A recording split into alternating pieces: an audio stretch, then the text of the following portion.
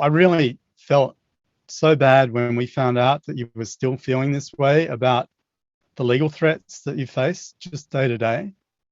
And it's really out of, I get a sense of real respect for the work you do and compassion for the fact that, you shouldn't have to be working under these conditions. It was really what spurred us into action here. Well, hello and thank you for joining me for another Alex on Tech and iTWire TV interview.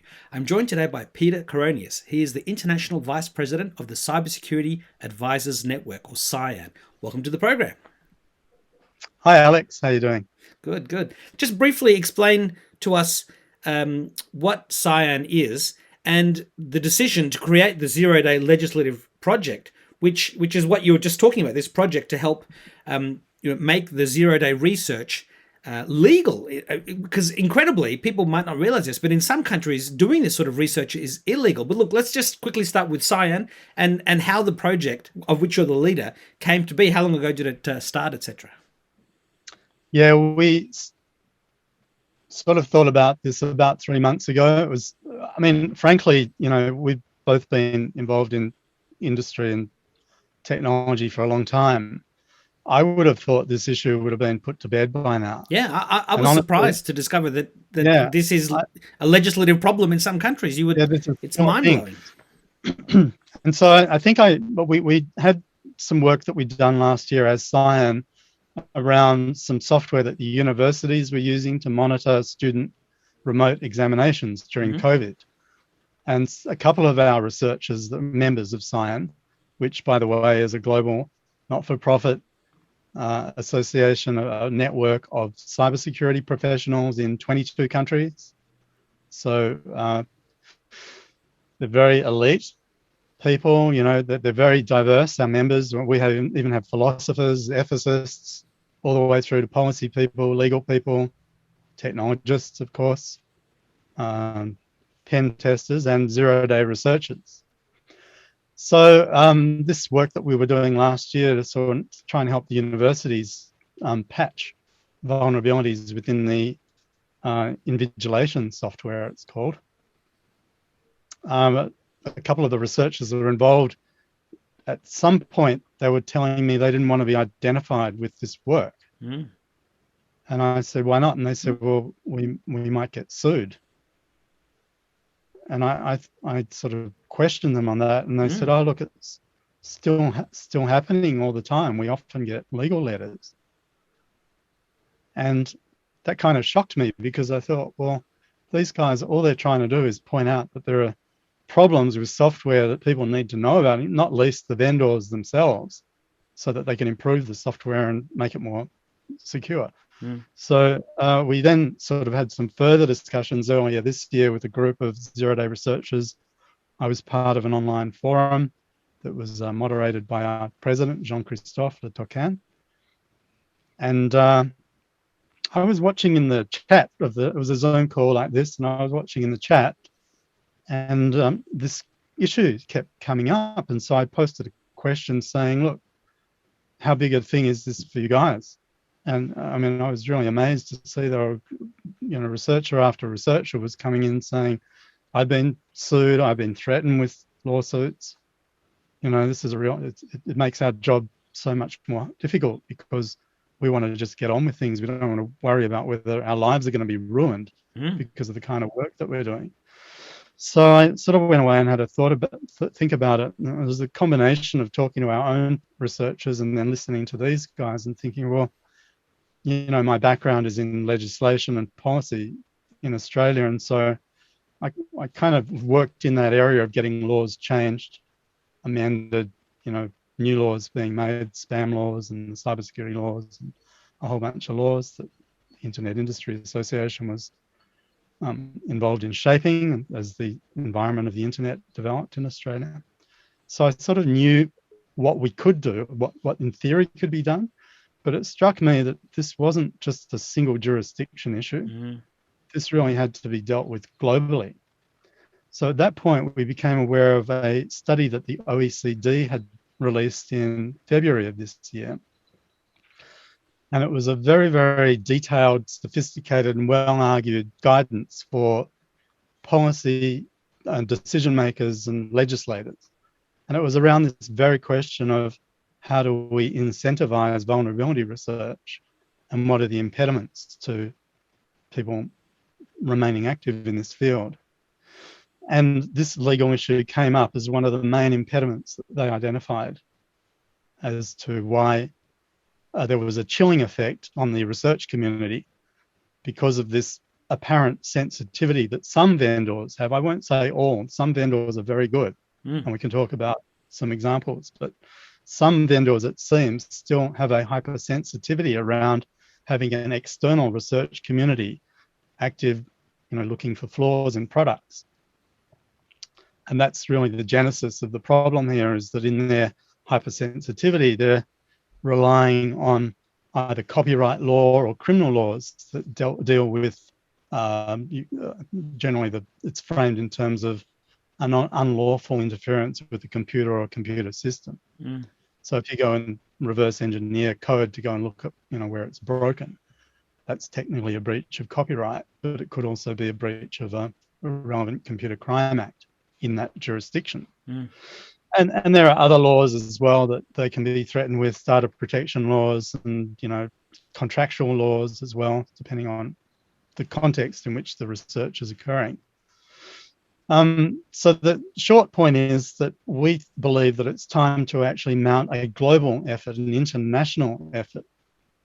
People in many jurisdictions, researchers, legal and policy people, so that we can go and talk to the legislators and say, listen, here's what we need to do. Here's the problem, first of all.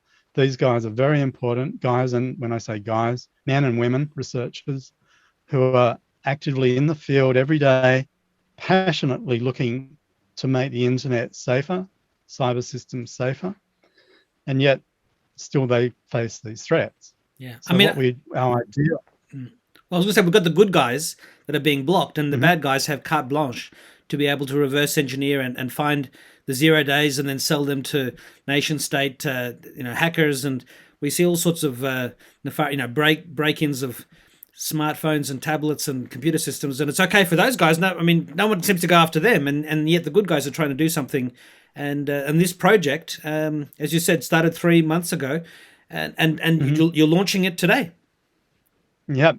So really it was then just a matter of identifying who in the research community and organizationally and sort of leaders within the cybersecurity community both understood this as an issue and were prepared to sign on, put their name behind the initiative. And so today with the launch, we've got a number of very high profile individuals, well known within the research and cybersecurity sectors. And we've got a couple of not-for-profits as well in the wings that are supporting us through advocacy and their connections. So this is really just the beginning, Alex. The idea is that we want to build this into a truly global movement, inclusive, all aiming at the same outcome. Let's try and get some legal immunities, some safe harbors for these very important researchers so that we can sort of reverse this chilling effect on the research community, which we currently see. And instead, these guys are heroes, they should be really recognized, the fact that they're out there working to make things safer. Really aligns very much with what governments are saying about cybersecurity being so important for us. And so it's to the governments that we will look to say, well, look, here's something tangible that you can do. It's not wholesale change, but it may be just minor amendments to a few relevant pieces of legislation. And if we can do that jurisdiction by jurisdiction, then we can start to move the needle on this sort of terrible situation that these guys find themselves in. On the one hand, we have governments always looking for ways to get more people involved in cybersecurity. And on the other hand, they're trying to stifle what they're doing without probably realizing it. Are there any examples of jurisdictions that have recently made this change and we've seen some results? And sorry, keep going. What were you going to say there? Yeah. So, it's quite patchwork at the moment. Some jurisdictions have moved on this a little bit. So France and the Netherlands have some legal protections for bona fide researchers. I believe Lithuania as well has some limited protections in place. in the US, under the DMCA, which is their Copyright Act, the Digital Millennium Copyright Act, they do create carve-outs, exemptions for research, but it's sort of a discretionary thing that has to be renewed every few years. So it's been explained to me, it's sort of an ad hoc thing. Mm-hmm. So I think the feeling in, say, the US is that we want to formalize this into a sort of a standing immunity where we can, ensure that the relevant parties don't have to keep going back to Congress or to the whoever is administering that regulation to try and get the immunities extended. So in Australia, I don't think we've got anything in particular. I'm not even sure if our Copyright Act would cover this under bona fide research. So we're really at the early stages. I think one of the big bodies of work is we really have to go next and do a stock take once we've bedded in the coalition and got our resources in place. Mm-hmm. The next step will be to go and do a legislative stock take and do a comparative analysis of all the laws around the world where researchers are operating. And then I guess we want to do a gap analysis around what's good versus what may be currently existing. And then from that, we will form some recommendations for legal reform, and hopefully with a bit of advocacy and some media support and some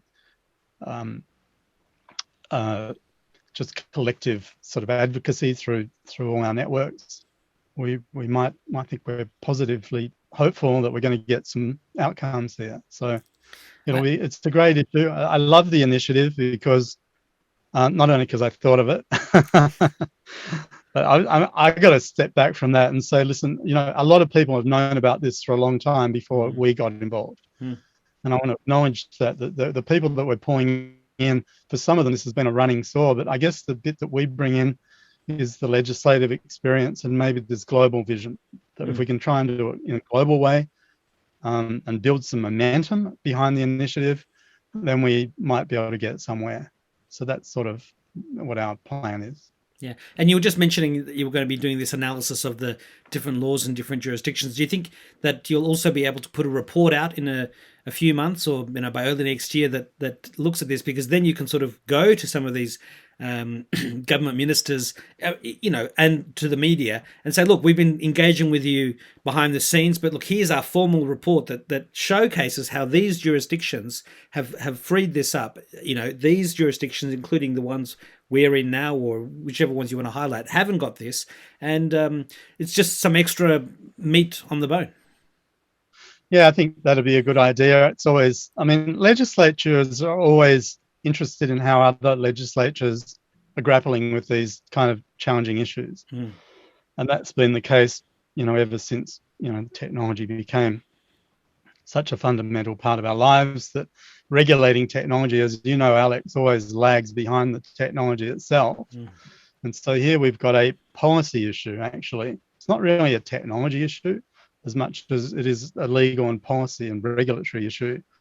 But the effect is the same, as you sort of rightly point out. By putting a chill on the research community and making people fear for their own careers, it's not really the right signal you want to send at a time when everyone is desperately trying to attract more people into cybersecurity as a profession. I can't think of a more acute way of ending someone's career. They might have worked for years to get the credentials and to build up to becoming a good researcher in this area, but to be dragged into court and sued with for everything that you own is not exactly the kind of way that you thought your career was likely to progress. Yeah. And some companies have been against it and they didn't want to give bug bounties, and now some of them give bug bounties. And so there's a real incentivization for the community to actively work on finding these vulnerabilities and then getting paid for it, sometimes relatively quite handsomely, which is a great incentive, But as an economic question, I think you raise a very interesting point, Alex. The OECD report that I've referred to actually did a little bit of an economic analysis where they looked at the cost for organizations to internally resource the research to try and find flaws in their own product. And then they looked at the costs that would be paid on average to external researchers that are presenting them with the same findings. And it turns out that in many cases, it can actually be much more cost effective to outsource, not entirely, because you would hope the companies are still doing enough due diligence on their own products, just pre and post development. But I think to have a cohort of potentially hundreds of thousands of good guys out there, in the security community that are prepared to follow the responsible disclosure practices. They're not interested in helping the bad guys. There is nothing in their hearts that impels them towards using immunities that we might grant them improperly. And we could even couch the immunities in that kind of language so that it's clear that we're trying to protect the good guys. And one of our supporters, Chris Painter, the former US White House top diplomat, made it clear to us when we were discussing this with him. He said, look, in principle, I like the concept, but he said it's very important that we make a clear distinction between those good faith zero-day white hat researchers on the one hand and others that might be just seeking to find flaws so that they can extort the vendors. And so we're trying to make that distinction very clear. But I think, again, having worked in legislation, that's the art of legislation, is you have to be very clear on what your policy objective is, and you have to be very skillful in the way that you construct the provisions so that you're not creating unintended consequences. Yeah, and look, with Apple in iOS 14, which has now been replaced by iOS 15, there were 15 zero-day vulnerabilities that I read about that Apple had patched. And even just in the last, 24, 48 hours before this interview, there was an urgent message put out for users of Google Chrome in that there were 4 0 days that were discovered in Google Chrome that were being actively exploited. And Google put out a message saying, at first the message from some news reports was delete Google Chrome. And then it was, no, okay, you didn't have to delete it, you can update it. But it just underscores the importance of updating. And as you said before, the fact that the bad guys are using updates as a way of fooling people. Over many years, there's been updates, exhortations to update Flash Player or, the PDF readers. And of course, a lot of those were, viruses or malware. And so that bad activity has been, it's endemic. It's the pandemic of the hackers, crazily trying to find the weakest link. But your examples underline the point too that it's not clear that the discovery of these 0 days by Google and Apple weren't entirely internal. They may have involved external researchers that have done exactly the kind of activities that we would seek to protect. Yeah, so, the example I was thinking of was any good writer knows the value of a good editor. Having another pair of eyes looking over your work finds all the things that you missed. And it's exactly the same with in the software industry. All of these external ethical good guy hackers and pen testers are that other set of eyes that are looking over your work and seeing things. Sometimes when I'm editing a document myself that someone else has written, errors just pop into my vision. It's like, oh, I see that. And you sort of think, how do you miss it? But then you get someone to look at your own work and there are so many things that you've missed yourself. It's just human nature. Human nature, human error. And I think that's really the sort of final point here is that, anything that we create in the way of software and systems, if it's, even ultimately if it was developed by AI, there's still the potential for errors to be encoded in the process itself. Mm. And so because we're not infallible, I think let's form a collective view on this. And can I just put a word out to all the researchers that might be listening to this? Just want to thank you guys for what you're doing. I really felt so bad when we found out that you were still feeling this way about the legal threats that you face just day to day. And it's really out of a sense of real respect for the work you do and compassion for the fact that, you shouldn't have to be working under these conditions. It was really what spurred us into action here. So I think for any researchers out there, take heart.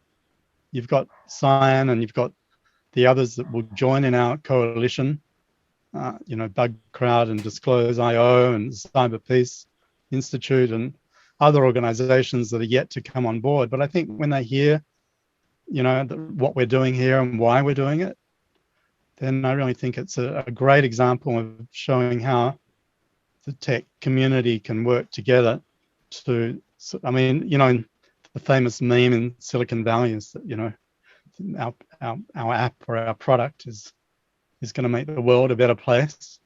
And not that everyone involved in innovation is saying that. But honestly, it's impossible to think these days of what our world would look like without cybersecurity researchers. The fact that we are just so reliant on the security of our products now. And so it just makes such obvious sense to me that we would want to protect them. And I hope that if there's any legislators, and we've got some legislators that are starting to tune into this discussion now, and I know there's a lot of sympathy within parts of the security community within government as well. So I think collectively, if we can sort of start signaling that this is a common view that we hold, there's no agenda here other than to try and protect the people that we rely on, then hopefully we'll get through and we'll make some change. So people can go to CyAN, that's CYAN .network, and I'm assuming that the 0-day legislative project will be somewhere on the front page? Yeah, we'll put that up there. It should be up there now, and the press release will be there as well. And also contact information so that if you're part of an organization that wants to support this initiative, even just by putting your name to it to begin with and giving us some contact people that we can talk to. There may be law firms that want to get involved to help us draft legislation.